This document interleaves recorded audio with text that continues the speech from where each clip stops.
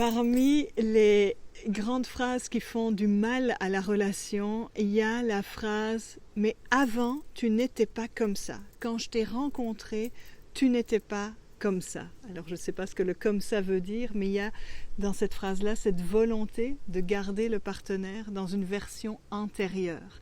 Et ce serait comme si, avec un arbre, je lui demandais d'arrêter de pousser et de rester dans la forme exacte où je l'ai découvert, où je l'ai mis en terre et où j'ai trouvé que c'était parfait à ce moment-là.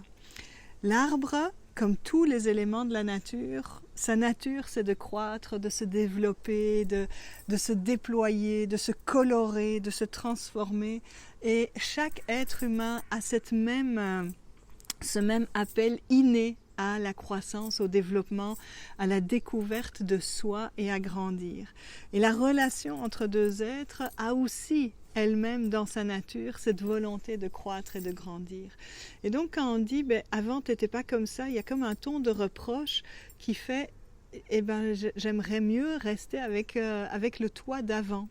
Sauf que le toi d'avant, c'est pas le toi de maintenant. Et il y a une question qu'on peut se poser chaque année, je dirais, qui est: est-ce que la femme que je suis devenue aujourd'hui peut rencontrer et aimer et soutenir l'homme que tu es aujourd'hui?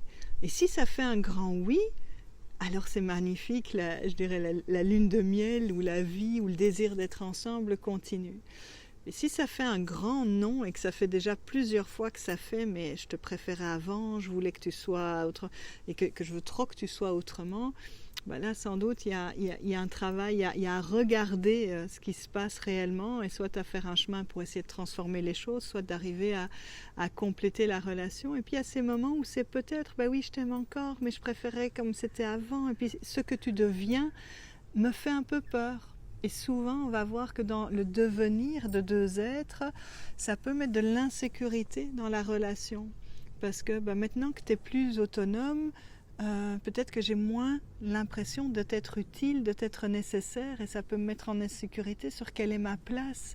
Si j'ai l'impression que tu n'as plus besoin de moi, ou si je te vois plus aventureux ou plus aventureuse, plus libre, peut-être tu vas partir, puis tu vas peut-être me sentir abandonnée, ça va venir réveiller des blessures. Et donc si on ne regarde pas l'impact que notre devenir constant a sur la relation, on risque effectivement à un moment de se retourner en disant c'est plus comme avant et d'être complètement déboussolé.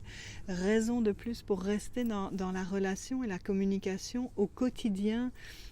Et en tout cas, à des périodes clés, on a les saisons pour la nature, on pourrait se dire on prend vraiment 4 rendez-vous sur l'année pour faire le point sur comment est-ce qu'on traverse l'hiver, comment est-ce qu'on traverse le printemps, et de rester curieux, et je dirais avec cette idée de surtout permettre à l'autre de devenir la meilleure version d'elle-même, de soi-même, de pouvoir faire grandir son cœur, de pouvoir aller dans qu'est-ce qui le ou la passionne, de qu'est-ce qui l'illumine.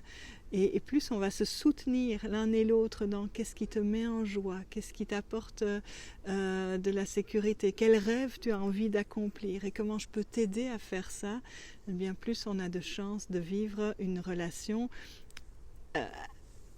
à géométrie variable, à paysages multiples, qui va faire que nous restons intéressés et passionnés tout au long du fil d'une histoire. Si on répète inlassablement la même chose et qu'on se maintient l'un et l'autre dans des versions intérieures, il y a de fortes chances que ce soit l'ennui qui nous attrape et puis qu'on devienne des cohabitants plutôt que des amoureux et des aimants. Alors à bientôt avec ces questions-là pour une autre pépite de com'.